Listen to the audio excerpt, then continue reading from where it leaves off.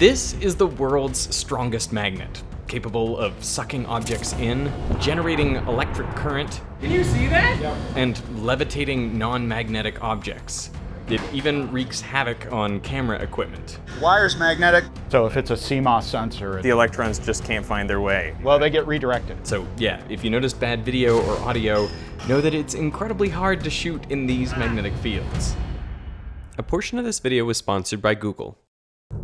I came to the National High Magnetic Field Laboratory in Tallahassee, Florida, where since the year 2000, they have held the Guinness World Record for the strongest continuous magnetic field. Somebody left a chair where it wasn't supposed to be.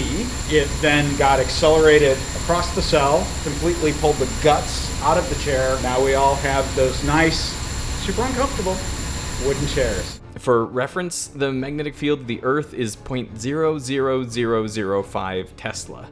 A fridge magnet is around 0.01 Tesla. MRI machines can get up to 3 Tesla. But this electromagnet creates a magnetic field of 45 Tesla, so nearly 1,000,000 times Earth's magnetic field. To achieve this field, the magnet consists of an outer superconducting magnet and an inner resistive magnet. I'll explain why you need both types in a moment. The apparatus is 2 stories tall, but the maximum field or field center only occurs in the center of a narrow cylinder that runs through the middle. Right now it's off, is it? There's no magnet. Can I put my finger in the bore? Is that a bad idea? No, it's fine.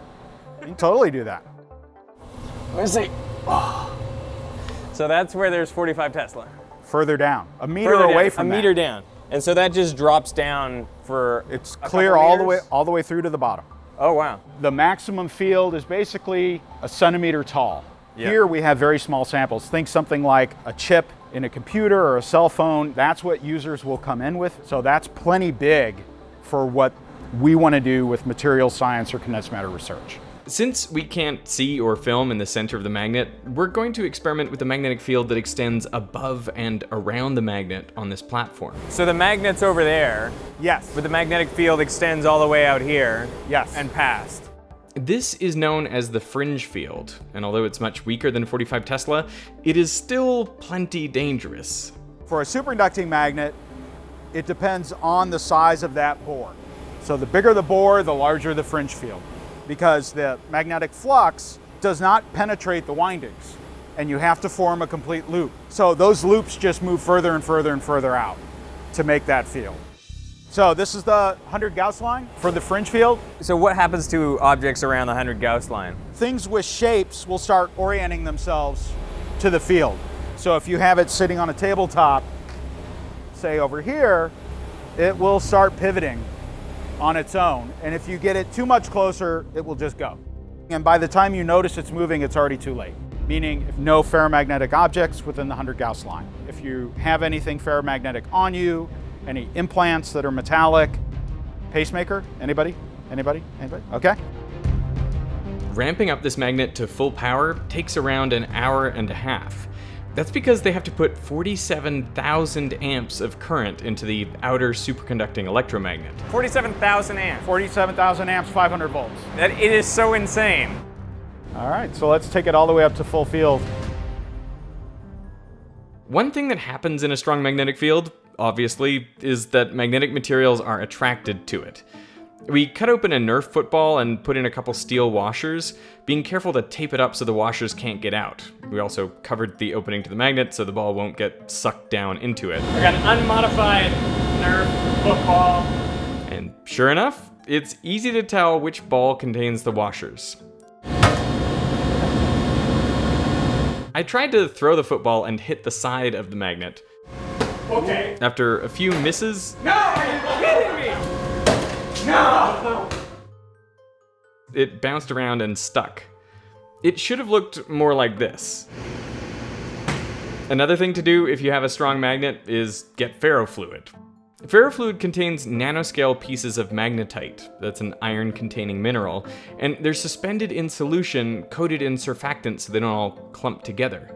But in an external magnetic field, they all line up, like iron filings around a bar magnet. This ferrofluid started to develop parallel ridges, even meters away from the magnet. And as we got closer, spikes formed on the surface, aligning the magnetite particles with the field. Closer still, and the ferrofluid climbed up the side of the vessel. So it's not much, but it's just kind of a little bit of a tug? yeah, and then try and tilt it away and then you'll feel the difference.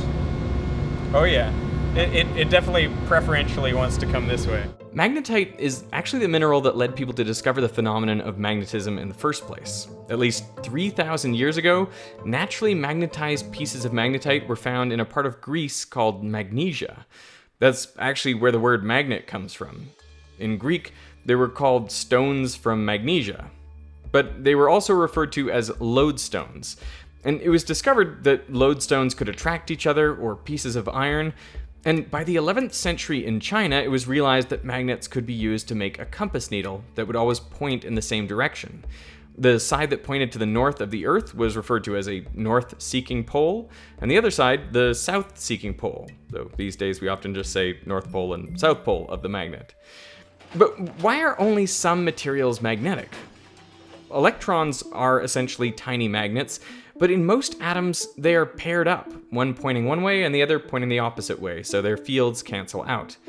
In elements with half-full outer shells of electrons, well, then they can't pair up. So atoms have magnetic fields. But if neighboring atoms aren't aligned, well then the magnetic fields of all the atoms cancel out, and the bulk material is non-magnetic. But even if you get all these atoms aligning in one part of the material, known as a domain, they may be aligned opposite atoms in other domains and cancel out. So you need all the domains to be aligned. Normally when you see these, they're really strong magnets, but not here, not yet. And this can be done by applying a strong external magnetic field. So right now these are not magnetic. They do not stick to each other. But he is loading them in there, into the Helmholtz coil. Whoa! And then you get a permanent magnet. Materials that meet these criteria are called ferromagnetic, after iron, the most common magnetic element, but nickel and cobalt are also ferromagnetic. In the powerful magnetic field around the world's strongest magnet, what is even more surprising to see is the behavior of non-ferromagnetic materials. Here we have 4 sheets of different materials, 2 different types of plastic, copper, and aluminum. When they are stationary in the field, there's no difference between them. But when they move, 2, 1, drop! Materials that conduct electricity fall a lot slower.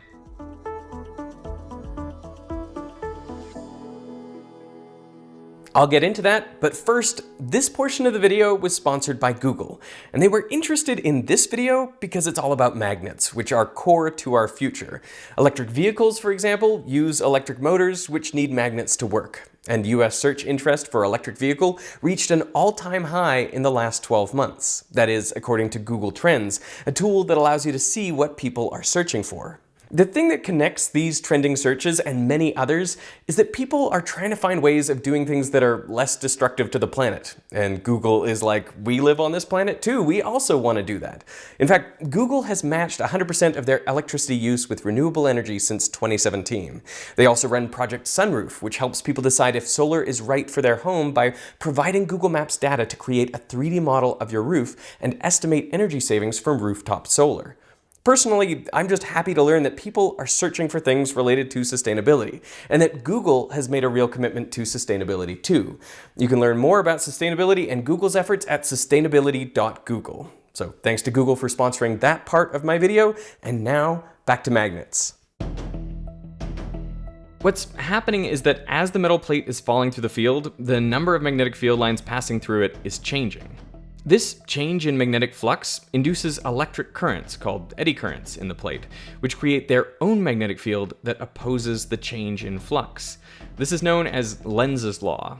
So if the plate is falling towards a north magnetic pole, the induced currents create a north magnetic pole themselves, so that the plate is repelled, and so it falls much slower. So as that big plate falls, there are eddy currents generated in the metal, which should dissipate some energy as heat. So I want to see if we can see that. It's actually slowing down now because it's in a much higher field. Now, it is slight, but I think you can see that the plate is warming up a bit as it falls. Previously, I visited an electromagnetic levitator at the Palace of Discovery in Paris. Whoa! It uses an alternating current to levitate a plate, but the eddy currents in that plate generate so much heat that water actually boils on its surface. Check out how hot this plate is. I like to think of Lenz's law as the no you don't law, because whatever you try to do, nature acts to oppose you. There you go. If the plate is falling, eddy currents are induced to slow its descent. But if you try to pick up the plate, nature also says, no you don't. In this case, a south magnetic pole is induced under the plate, attracting it back to the magnet. They don't know if I'm weak or if this is actually insanely difficult. There you go. Oh my goodness. You're strong like bull. No matter how hard I tried to push the plate down, it just wouldn't go very fast, because even if I could speed it up a little bit, that would increase the rate of change of flux, and hence the induced currents and their associated magnetic field. That is ridiculous. So weird. We tried a number of other conductive but non-ferromagnetic objects around the magnet, like this thick cylinder of aluminum. Drop it straight on the magnet, and nature says, no you don't. Try to roll it across the top? No you don't. It just refuses to roll. We wrapped up a volleyball in aluminum foil and passed it across the magnet.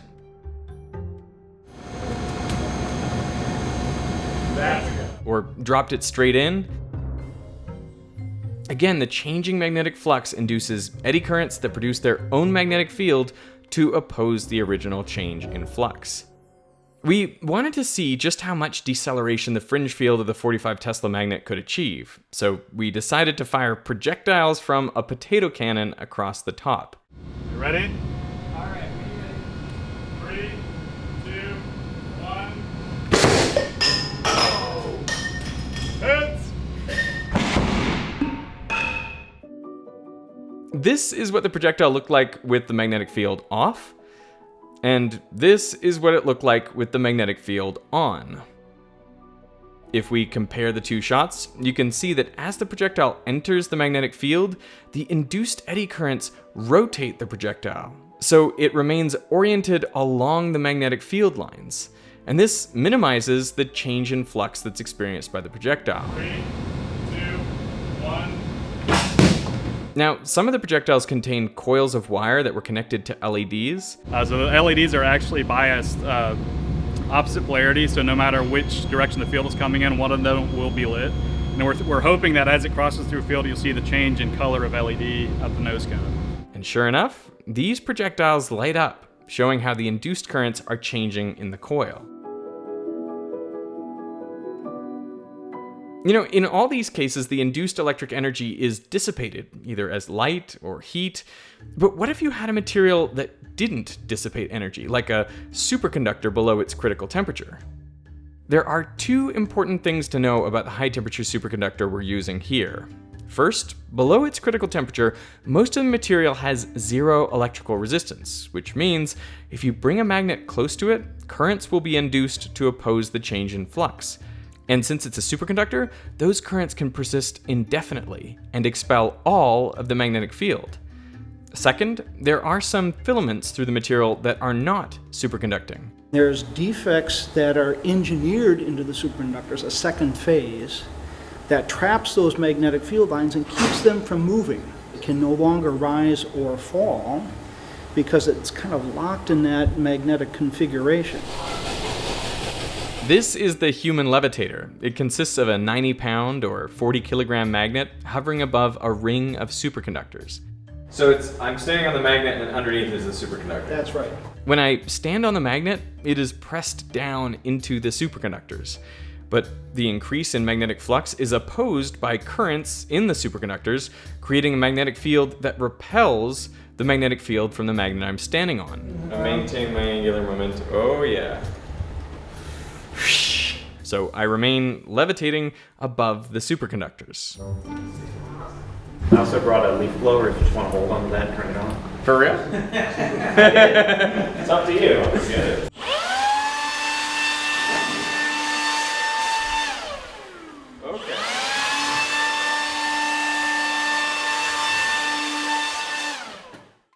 Now, there's another way to levitate in a magnetic field that has nothing to do with induced eddy currents.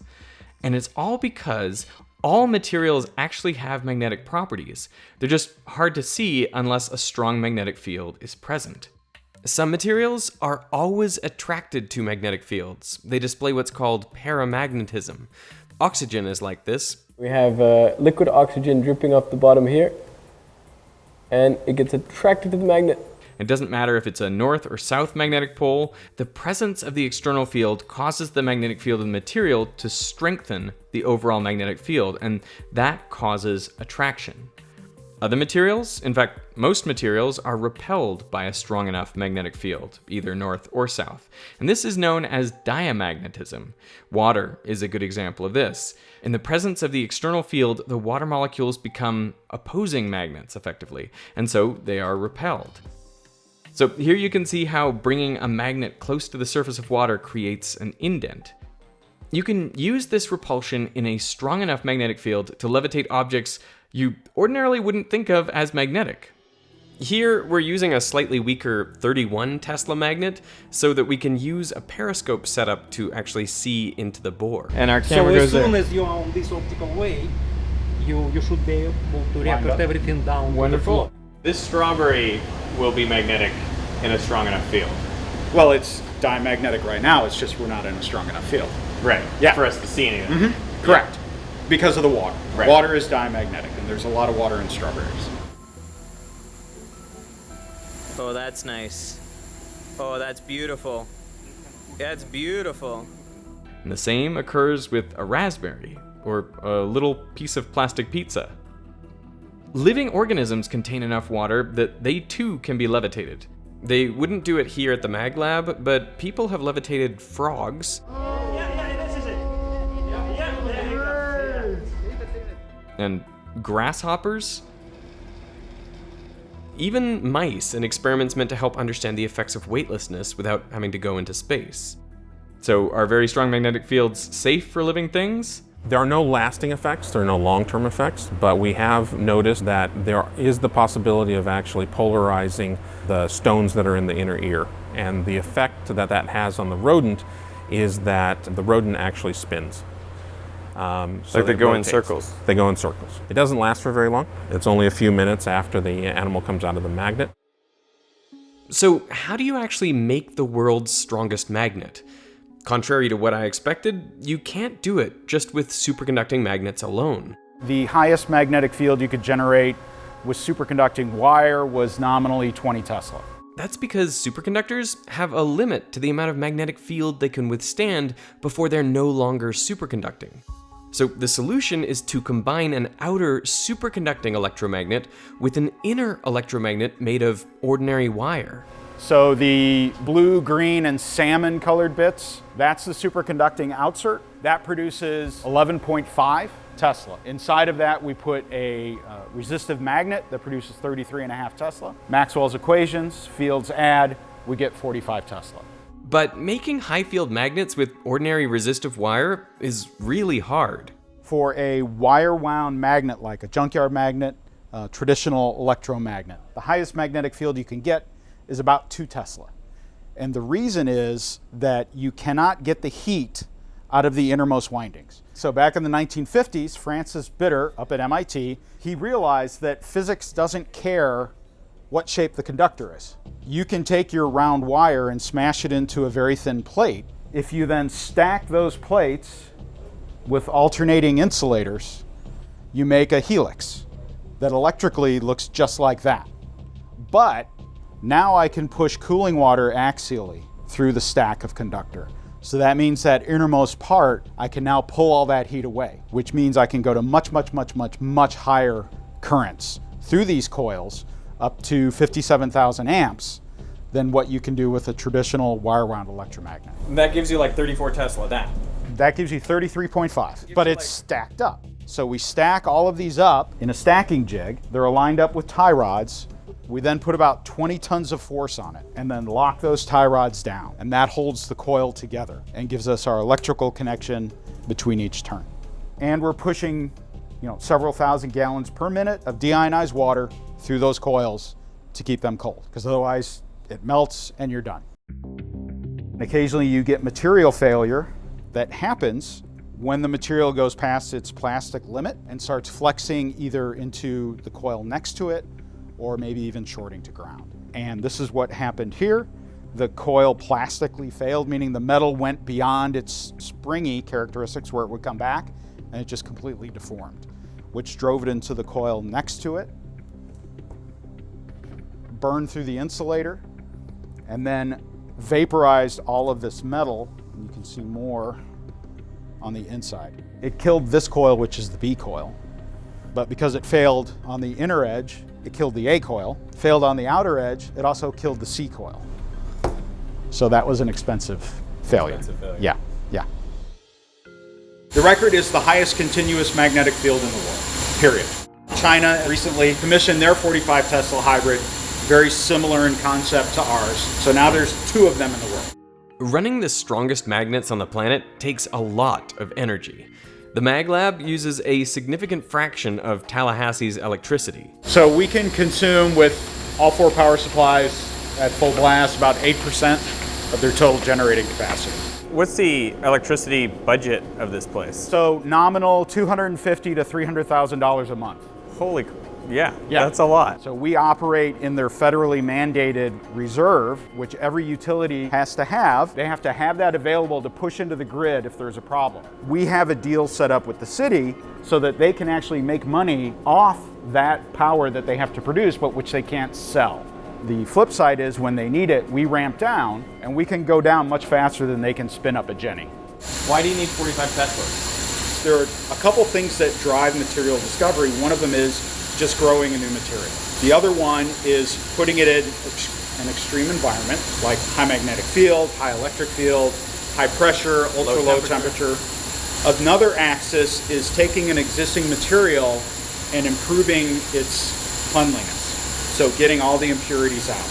So as you drop the impurities in the material, you're reducing where the electrons scatter from in there. And that improves the properties, enables you to see things that you were never able to see before. We've only just barely scratched the surface on what can be done with this. People are going to look back about 25 years from now, and this will be the inflection point, this 5-year period.